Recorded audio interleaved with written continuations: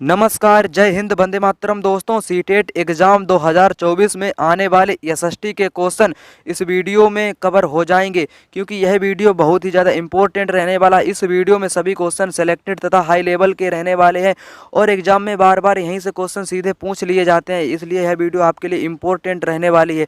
चलिए वीडियो को शुरू करते हैं। क्वेश्चन नंबर पहला यहाँ पर दिया गया है, निम्नलिखित में से कौन सा ऊर्जा का गैर परंपरागत स्रोत है?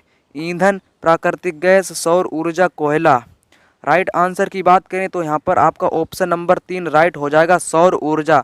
सौर ऊर्जा कैसे हो जाएगा? यहाँ पर गैर परंपरागत स्रोत कौन कौन से होते हैं? यहाँ गैर परंपरागत को एक अन्य नाम से भी जाना जाता है, वो नाम है आपका नवीकरण। जो नए स्रोत हैं, जैसे जल ऊर्जा, पवन ऊर्जा, वायु ऊर्जा, सौर ऊर्जा, ये कभी ना समाप्त होने वाले ऊर्जा के स्रोत होते हैं और गैर परंपरागत के अंतर्गत यही स्रोत आते हैं। अगर परंपरागत की बात करें तो उसमें ईंधन, प्राकृतिक गैस, कोयला, खनिज, पेट्रोलियम, इस प्रकार के संसाधन आते हैं। नेक्स्ट क्वेश्चन की बात करते हैं। क्वेश्चन नंबर 2 यहाँ पर आ चुका है, वायुमंडल की निम्नलिखित में से कौन सी परत रेडियो तरंगों के संचरण में मदद करती है? समताप मंडल, मध्यमंडल, बाह्य मंडल, बहिर्मंडल। ऑप्शन नंबर यहाँ पर राइट जो आंसर होगा वो आपका होगा option number 3। Option number 3 right answer हो जाएगा, बाह्य मंडल, जिसको एक अन्य नाम से भी जाना जाता है, आयन मंडल के नाम से। इसमें क्या होता है? रेडियो तरंगों का संचरण होता है, वो आपका होता है बाह्य मंडल या आयन मंडल। समताप मंडल को ओजोन मंडल भी कहते हैं। यहाँ पर बात याद रखनी है, क्या कहते हैं? ओजोन मंडल के नाम से भी जाना जाता है समताप मंडल को। नेक्स्ट क्वेश्चन, क्वेश्चन नंबर 3 यहाँ पर आ चुका है, भूगोल की वह शाखा जो विशिष्ट मानव जनसंख्या की संरचना के विषय से संबंधित है कहलाती है? यहाँ पर आपको बताना है जो विशिष्ट मानव जनसंख्या की संरचना से संबंधित है। नगरीय भूगोल, जैव भूगोल, जनसांख्यिकी, मानव भूगोल। राइट आंसर की बात करें तो ऑप्शन नंबर यहाँ पर 3 के साथ जाएगा इसका राइट आंसर। जो आपकी विशिष्ट मानव जनसंख्या की संरचना के विषय में संबंधित रहती है वो आपकी होती है जनसांख्यिकी। क्या होती है? जनसांख्यिकी होती है। नेक्स्ट क्वेश्चन की बात करते हैं। क्वेश्चन नंबर 4 यहाँ पर आ चुका है, जब नदी मैदान में प्रवेश करती है तो यह मुड़ जाती है और मुड़े और बड़े मोड़ बनाकर बहती है, जो क्या कहलाती है? जब नदी मान लीजिए एक मैदान में बहती है, वो इस प्रकार से क्या करती है? इस प्रकार से बहती है तो वो सर्पाकार या विसर्प का आकार ले लेती है। इसको क्या कहते हैं? विसर्प कहते हैं। क्या कहते हैं? विसर्प कहते हैं। नेक्स्ट क्वेश्चन की बात करते हैं। क्वेश्चन नंबर 5, बात दिग्दर्शी का प्रयोग क्या मापने के लिए किया जाता है? वायु वेग, वायु दाब, वायु दिशा, वायु तापमान। राइट आंसर यहाँ पर हो जाएगा आपका वायु दिशा। जो आपकी बात दिग्दर्शी होती है उससे क्या मापा जाता है? वायु दिशा का ज्ञान किया जाता है। नेक्स्ट क्वेश्चन यहाँ पर आ चुका है। क्वेश्चन नंबर 6, विशेष रूप से निर्मित टैंकों और तालाबों में मछली का प्रजनन क्या कहलाता है या मछली का पालन क्या कहलाता है? Sericulture, viticulture, horticulture, pisciculture. Right answer यहाँ पर क्या होगा आपका? यहाँ पर होगा आपका पीसी कल्चर। क्या होगा? पीसी कल्चर कहा जाता है। मत्स्य पालन या मछली पालन को क्या कहा जाता है? पीसी कल्चर कहा जाता है। अगर नेक्स्ट क्वेश्चन की बात करें, क्वेश्चन नंबर यहाँ पर 7 आ चुका है, उच्च प्राथमिक स्तर पर सामाजिक विज्ञान में क्या शामिल है? मतलब कि यहाँ पर क्वेश्चन कहता है कि कक्षा 6 से लेकर 8 तक कौन कौन से विषय सामाजिक विज्ञान के अंतर्गत शामिल किए गए हैं वो आपको बताना है। इतिहास, जी हाँ इतिहास शामिल है, भूगोल भी शामिल है, राजनीतिक विज्ञान भी शामिल है, लेकिन मनोविज्ञान नहीं शामिल है, इसलिए ऑप्शन नंबर 1 भी यहाँ पर गलत हो जाएगा। ऑप्शन नंबर दूसरे की बात करते हैं, इतिहास, भूगोल, अर्थशास्त्र, समाजशास्त्र। यहाँ पर बात करें तो समाजशास्त्र आपका शामिल नहीं है, इसलिए यहाँ पर ऑप्शन नंबर 2 भी गलत हो जाएगा। अगला ऑप्शन यहाँ पर दिया गया इतिहास, जी हाँ, भूगोल, राजनीतिक विज्ञान, अर्थशास्त्र, ये चारों ही आपके सम्मिलित हैं, इसलिए यहाँ पर राइट आंसर हो जाएगा आपका इतिहास, भूगोल, राजनीतिक विज्ञान और अर्थशास्त्र। नेक्स्ट क्वेश्चन की बात करें, क्वेश्चन नंबर 8 यहाँ पर आ चुका है। क्वेश्चन नंबर 8 क्या कहता है, भारत के निम्नलिखित राज्यों में से किस एक राज्य में हड़प्पा के नगर सबसे बड़ी संख्या में मिले हैं? या आपसे कभी पूछ ले कि भारत स्वतंत्रता प्राप्ति के बाद कौन से स्थल में हड़प्पा के सबसे ज़्यादा नगर मिले हैं या मतलब कि साक्ष्य मिले हैं? पंजाब में, हरियाणा में, गुजरात में, जम्मू कश्मीर में। राइट आंसर की बात करें तो यहाँ पर आपका गुजरात राइट आंसर हो जाएगा। गुजरात में एक लोथल स्थान पड़ता है, क्या पड़ता है? लोथल, जिसको हड़प्पा का बंदरगाह भी कहा जाता है, ये बात आपको याद रखनी होगी, ठीक है। नेक्स्ट क्वेश्चन की बात करते हैं। क्वेश्चन नंबर 9, सीखने की अक्षमता, अक्षमता की बात करता है, याद रखना आपको यहाँ पर। अक्षमता वाले शिक्षार्थी किस प्रकार की कक्षा में अन्य छात्रों के साथ सीखते हैं? अनन्य, विशेष, समावेशी, आधुनिक।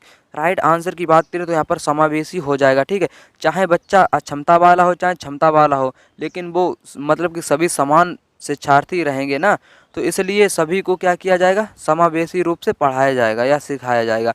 नेक्स्ट क्वेश्चन यहाँ पर आ चुका है, क्वेश्चन नंबर 10। आगमनात्मक अधिगम निम्नलिखित में से किस विधा का विरोधाभासी है? मतलब किसका विरोध करता है? व्याख्यानात्मक शिक्षण का, संरचनात्मक प्रशिक्षण का, अनुकरण का, निपुणात्मक अधिगम का। राइट आंसर यहाँ पर आपका हो जाएगा आपका व्याख्यानात्मक। यहाँ पर व्याख्यानात्मक का विरोध करता है। ठीक, नेक्स्ट क्वेश्चन की बात करते हैं, क्वेश्चन नंबर 10। निम्नलिखित में से कौन सा महाद्वीप आकार में सबसे छोटा है? आपको यहाँ पर बताना है सबसे छोटा महाद्वीप कौन सा है। ऑस्ट्रेलिया है, दक्षिणी अमेरिका है, अफ्रीका है या यूरोप है? राइट आंसर की बात करें तो यहाँ पर आपका ऑस्ट्रेलिया के साथ जाएगा। किसके साथ जाएगा? ऑस्ट्रेलिया के साथ राइट आंसर हो जाएगा। जो सबसे छोटा महाद्वीप है वो है आपका ऑस्ट्रेलिया। अगर सबसे बड़े की बात करें तो बड़ा कौन सा है आपका? एशिया महाद्वीप सबसे बड़ा है। ठीक है, एशिया महाद्वीप कैसा है? एशिया महाद्वीप सबसे बड़ा है। अगर आपसे कभी पूछ ले कि क्रम के अनुसार मतलब कि बड़े से छोटे की ओर बताइए महाद्वीपों के नाम, तो सबसे बड़ा आपको याद रखना है, सबसे बड़ा है आपका एशिया। कौन सा है? एशिया। एशिया के बाद आपका आता है, क्या आता है? एशिया के बाद आपका आता है अफ्रीका। एशिया के बाद आता है आपका अफ्रीका। अफ्रीका के बाद आता है उत्तरी अमेरिका। क्या आता है? उत्तरी अमेरिका। फिर आता है दक्षिणी अमेरिका। फिर आपका आता है अंटार्कटिका आता है, फिर यूरोप आता है और लास्ट में आपका आता है ऑस्ट्रेलिया आता है। ठीक है, नेक्स्ट क्वेश्चन की बात करते हैं, क्वेश्चन नंबर 12 यहाँ पर आ चुका है। निम्नलिखित में से किसने भारत की रियासतों को एकीकृत करने में निर्णायक भूमिका निभाई थी? ठीक है, यहाँ पर या कह सकते हैं भारत का लौह पुरुष किसे कहा जाता है? ठीक है, या जवाहरलाल नेहरू, सरदार वल्लभ भाई पटेल, डॉक्टर भीमराव अम्बेडकर, सी राजगोपालाचारी। राइट आंसर की बात करें तो यहाँ पर ऑप्शन नंबर 2 के साथ जाएगा। जिन्होंने भारत में क्या किया था? भारत की रियासतों को एकीकृत या मतलब कि सम्मिलित किया था, वो थे आपके सरदार वल्लभ भाई पटेल, जिनको भारत का लौह पुरुष भी कहा जाता है। नेक्स्ट क्वेश्चन यहाँ पर आ चुका है, निम्नलिखित में से कौन सा भारत के संविधान की समवर्ती सूची के मामले में कार्य करता है? केंद्र सरकार और राज्य सरकारें, राज्य सरकारें और स्थानीय सरकारें या निकाय, केंद्र शासित प्रदेश, स्थानीय सरकार निकाय। राइट आंसर की बात करें तो ऑप्शन नंबर यहाँ पर आपका जाएगा किसके साथ? 1 के साथ जाएगा। कैसे जाएगा? जो आपकी समवर्ती सूची होती है वो केंद्र सरकार और राज्य सरकार दोनों ही उसका संचालन करती हैं, इसलिए राइट आंसर आपका केंद्र सरकार और राज्य सरकार वाला ऑप्शन हो जाएगा। ठीक, नेक्स्ट क्वेश्चन आ चुका है यहाँ पर, क्वेश्चन नंबर आपका आ चुका है 14 नंबर का। निम्नलिखित में से कौन भारत के संविधान की समवर्ती सूची के मामले में कार्य करता है? ठीक, राइट आंसर क्या होगा? क्वेश्चन रिपीट हो चुका है, क्वेश्चन नंबर 15 यहाँ पर आ चुका है। निम्नलिखित में से कौन सा भारत की संविधान सभा का अध्यक्ष था? यहाँ पर आपको बताना है भारत की संविधान सभा का अध्यक्ष कौन था। सी राजगोपालाचारी थे या डॉक्टर भी आर अम्बेडकर थे, डॉक्टर राजेंद्र प्रसाद थे, जवाहरलाल नेहरू थे? राइट आंसर की बात करते हैं, बहुत से विद्यार्थी क्या करते हैं? बी आर अम्बेडकर का टिक लगाकर आ जाते हैं, जो कि एकदम गलत आंसर हो जाता है। लेकिन राइट आंसर की बात करें तो यहाँ पर ऑप्शन नंबर यहाँ पर जाएगा 3 के साथ। डॉक्टर राजेंद्र प्रसाद भारत की संविधान सभा के अध्यक्ष थे। ठीक, नेक्स्ट क्वेश्चन नंबर यहाँ पर 16 नंबर का आ चुका है। राज्यसभा में सदस्यों को नामांकित कौन करता है? राष्ट्रपति करता है या उपराष्ट्रपति करता है, प्रधानमंत्री करता है या सर्वोच्च न्यायालय के मुख्य न्यायाधीश करते हैं? राइट आंसर की बात करें तो ऑप्शन नंबर यहाँ पर जाएगा आपका 1 के साथ। किसके साथ जाएगा? 1 के साथ जाएगा। कौन करता है? राष्ट्रपति करता है। जो राज्यसभा में क्या होते हैं सदस्यों को नामांकित करता है वो होता है आपका राष्ट्रपति। नेक्स्ट क्वेश्चन यहाँ पर आ चुका है, क्वेश्चन नंबर 17। भारत के संविधान में निम्नलिखित में से किसका उल्लेख नहीं किया गया है? राज्यों और केंद्र शासित प्रदेशों के नाम का उल्लेख किया गया है, बिल्कुल सही बात है। सरकार के ढांचे का भी उल्लेख किया गया है। राजनीतिक दलों के नाम का उल्लेख नहीं किया गया है। नागरिकों के अधिकार का भी उल्लेख किया गया है। इसीलिए राइट आंसर की बात करें तो ऑप्शन नंबर यहाँ पर जाएगा आपका 3 के साथ। राजनीतिक दलों का उल्लेख भारत के संविधान में नहीं किया गया है। नेक्स्ट क्वेश्चन नंबर 18 यहाँ पर आ चुका है। निम्नलिखित में से कौन सा बौद्ध धर्म के त्रिरत्नों में से नहीं है? ठीक, बुद्ध धम्म अहिंसा संघ, राइट आंसर की बात करें, जो यहाँ पर बौद्ध धर्म के त्रिरत्न होते हैं वे कौन कौन से होते हैं? यहाँ पर बुद्ध होता है, धम्म होते हैं और संघ होते हैं, लेकिन अहिंसा नहीं होती है। क्या नहीं होती है? अहिंसा नहीं होती, इसलिए राइट आंसर अहिंसा हो जाएगी। लेकिन उन्होंने जो नियम बताए थे अहिंसा उसके अंतर्गत आती है, लेकिन त्रिरत्न के अंतर्गत नहीं आती है। नेक्स्ट क्वेश्चन यहाँ पर आ चुका है, बहुत ही ज़्यादा इंपॉर्टेंट क्वेश्चन है। अधिकांश दुर्गम क्षेत्रों में और आपदाओं के समय लोगों को बचाने और भोजन, जल, कपड़े एवं दवाओं को वितरित करने के लिए यातायात का कौन सा साधन बेहद उपयोगी है? वायु मार्ग, जल मार्ग, सड़क मार्ग, जल मार्ग या रेल मार्ग? ठीक, राइट आंसर यहाँ पर क्या होगा आपका? वायु मार्ग होगा। वायु मार्ग कैसे होगा? मान लीजिए किसी क्षेत्र में भूकंप आ गया और वहाँ पर बिल्डिंगें जो है, मकानें वो उलट पुलट हो गई हैं, उस क्षेत्र में रेल भी बाधित हो जाएगी, आपका सड़क मार्ग भी बाधित हो जाएगा, वहाँ पर जल मार्ग होगा ही नहीं। ठीक है, इसलिए जो आपके ऐसे दुर्गम स्थल होते हैं, जैसे मान लीजिए पहाड़ी वाला क्षेत्र हो गया, आपदा वाले क्षेत्र हो गए, ठीक है, तो वहाँ पर आपका सबसे बढ़िया साधन होता है वायु मार्ग। ठीक है, राइट आंसर वायु मार्ग होगा यहाँ पर। क्वेश्चन नंबर 20 की बात करें तो स्थल का वह सकरा भाग जो दो बड़े स्थलीय भागों को एक दूसरे से जोड़ता है उसे क्या कहते हैं? जल संधि कहते हैं, स्थल संधि, द्वीप कहते हैं या खाड़ी कहते हैं? राइट आंसर यहाँ पर भी आपका क्या हो जाएगा? स्थल संधि। स्थल संधि राइट आंसर हो जाएगा। स्थल संधि कैसे राइट आंसर होगा? मान लीजिए, ठीक है, सकरा भाग की बात करता है, दो बड़े बड़े स्थलीय भाग जो कि एक दूसरे को जोड़ते हैं, वो आपकी होती है स्थल संधि। ठीक है, सिंपल सा आप समझ लीजिएगा। क्वेश्चन नंबर 21, स्थानीय समाचार पत्र से मौसम की जानकारी का संग्रह किस प्रकार का स्रोत है? प्राथमिक, द्वितीयक, तृतीयक, प्राथमिक एवं तृतीयक दोनों? राइट आंसर की बात करें तो यहाँ पर द्वितीयक हो जाएगा। ठीक है, क्या होगा? द्वितीयक यहाँ पर हो जाएगा। नेक्स्ट क्वेश्चन की बात करते हैं, क्वेश्चन नंबर 22, भौतिक विशेषता के मॉडल या प्रतिकृतियां शिक्षण के लिए सबसे अधिक उपयुक्त किसमें होती हैं? इतिहास में, अर्थशास्त्र में, भूगोल में या राजनीतिक विज्ञान में? राइट आंसर की बात करें तो यहाँ पर होगा आपका भूगोल। भूगोल कैसे होगा? जो भौतिक विशेषताएं आपको बतानी है, मॉडल हैं उसके या प्रतिकृतियां शिक्षण के लिए सबसे उपयुक्त भूगोल में होती हैं, इतिहास में नहीं होती है, ना कि अर्थशास्त्र में होती है और ना ही राजनीतिक विज्ञान में होती है, सिर्फ और सिर्फ भूगोल विषय अर्थात ज्योग्राफी से होती हैं। नेक्स्ट क्वेश्चन की बात करते हैं, क्वेश्चन नंबर 23, अनुभवजन्य साक्ष्य क्या है? अनुभवजन्य, जैसे आपने कभी सुना होगा कि मैंने ऐसा अनुभव किया है, उसने ऐसा अनुभव किया है, ठीक है, उसी बात से आप ले लीजिएगा इसका राइट आंसर। ठीक है, समझने का है केवल। इंद्रियों के माध्यम से वास्तविक दुनिया में एकत्रित आंकड़े। ऑप्शन दूसरा कहता है संसाधन के लिए संख्यात्मक दृष्टिकोण, मेट्रिक इकाइयों के मापे गए आंकड़े, आंकड़ों के संग्रह के विश्वसनीय तरीके का उपयोग, एकत्रित आंकड़े। राइट आंसर की बात करें तो अनुभवजन्य साक्ष्य मतलब कि इंद्रियां, जो कि मन, इंद्रियां मतलब कि मन, इंद्रियों के माध्यम से वास्तविक दुनिया में एकत्रित आंकड़े। राइट आंसर होगा यहाँ पर ऑप्शन नंबर आपका क्या होगा? जो ऑप्शन नंबर 1 है वो आपका राइट आंसर यहाँ पर हो जाएगा। नेक्स्ट क्वेश्चन की बात करते हैं, क्वेश्चन नंबर 25, अजंता गुफा चित्रों में इस्तेमाल किए गए रंग निम्नलिखित में से किस सामग्री से प्राप्त किए गए थे? बहुत ही ज़्यादा इंपॉर्टेंट क्वेश्चन है ये, कक्षा 6 की एनसीईआरटी से उठाया गया क्वेश्चन है। पिछली साल यह क्वेश्चन आपकी एग्जाम में पूछा गया था, इसलिए यह क्वेश्चन बहुत ही ज़्यादा इंपॉर्टेंट है।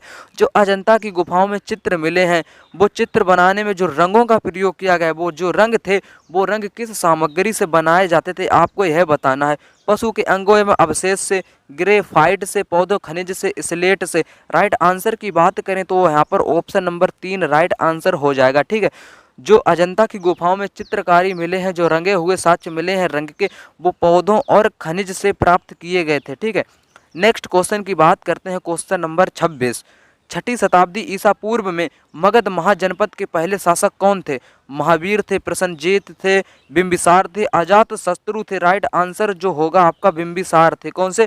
बिंबिसार थे।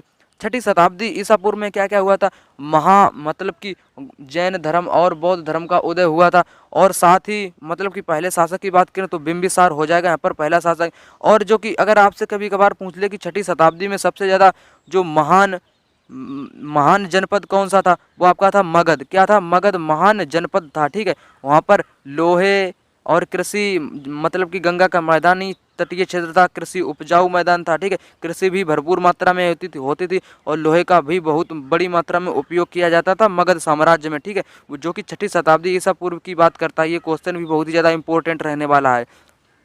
नेक्स्ट क्वेश्चन, क्वेश्चन नंबर यहाँ पर 27 आ चुका है। सबसे पुरानी पांडुलिपियाँ किस पर लिखी थी? ताड़पत्रों पर, पत्थरों पर, कागजों पर, लकड़ी पर। राइट आंसर की बात करें तो यहाँ पर ऑप्शन नंबर आपका ताड़पत्रों के साथ जाएगा। किसके साथ जाएगा? ताड़पत्रों के साथ राइट आंसर जाएगा यहाँ पर।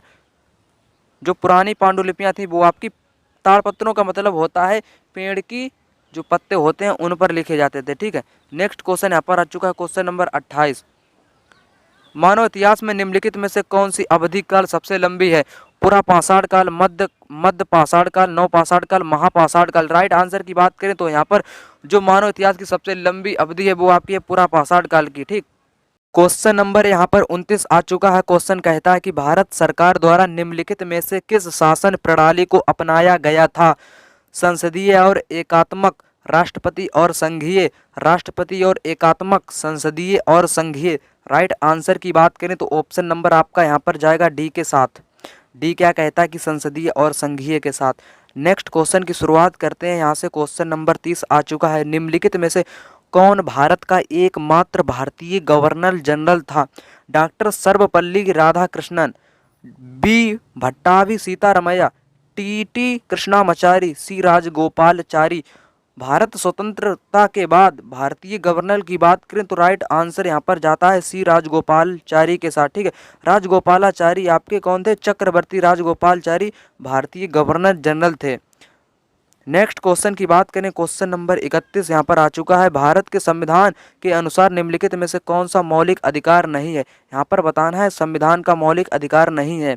शिक्षा का अधिकार, जी हाँ मौलिक अधिकार है। शोषण के विरुद्ध अधिकार, ये भी है आपका।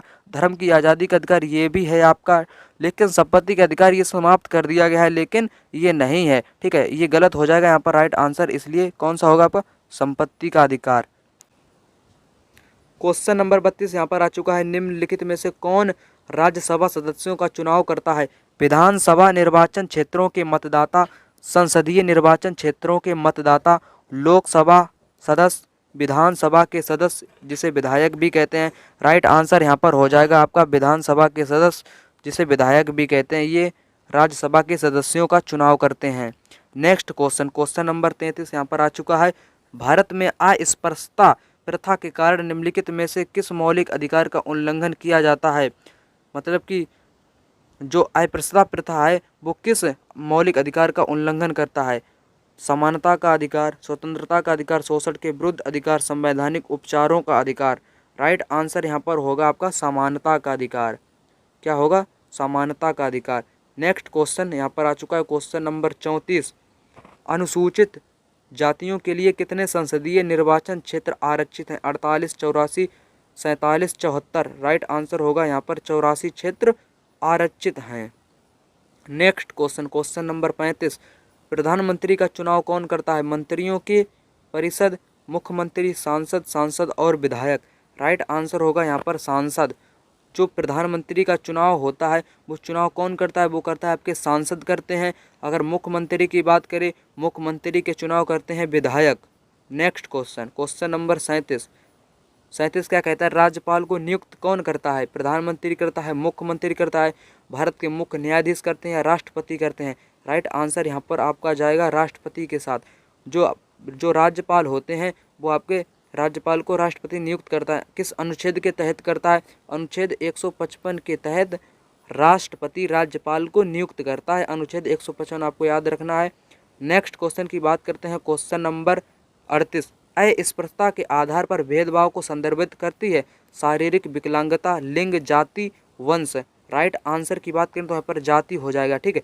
कैसे? अस्पृश्यता के आधार पर जाति ही भेदभाव को संदर्भित करती है। नेक्स्ट क्वेश्चन, क्वेश्चन नंबर 39 कहता है निम्नलिखित में से किसको भारत का पहला नागरिक कहा जाता है? भारत के मुख्य न्यायाधीश को, गृह मंत्री को, राष्ट्रपति को, प्रधानमंत्री को। राइट आंसर यहाँ पर क्या होगा? जो राष्ट्रपति होता है, राष्ट्रपति को भारत का पहला नागरिक कहा जाता है। नेक्स्ट क्वेश्चन, क्वेश्चन नंबर यहाँ पर 40 जो कि अंतिम क्वेश्चन रहने वाला है। निम्नलिखित में से किसको भारत में राज्य का पहला नागरिक कहा जाता है। यहाँ पर राज्य की बात हो रही है, देश की बात करें तो राष्ट्रपति, राज्य की बात करें तो आपका होगा राज्यपाल। क्या होगा? राज्यपाल को क्या कहा जाता है? जिस प्रकार केंद्र में राष्ट्रपति होता है उसी प्रकार राज्य में राज्यपाल होता है। क्वेश्चन यहीं तक थे। अगर वीडियो आपको पसंद आए तो वीडियो को लाइक करें, चैनल को सब्सक्राइब करें। वीडियो में अंत तक बने रहने के लिए धन्यवाद। आपका दिन शुभ रहे। जय हिंद, वंदे मातरम।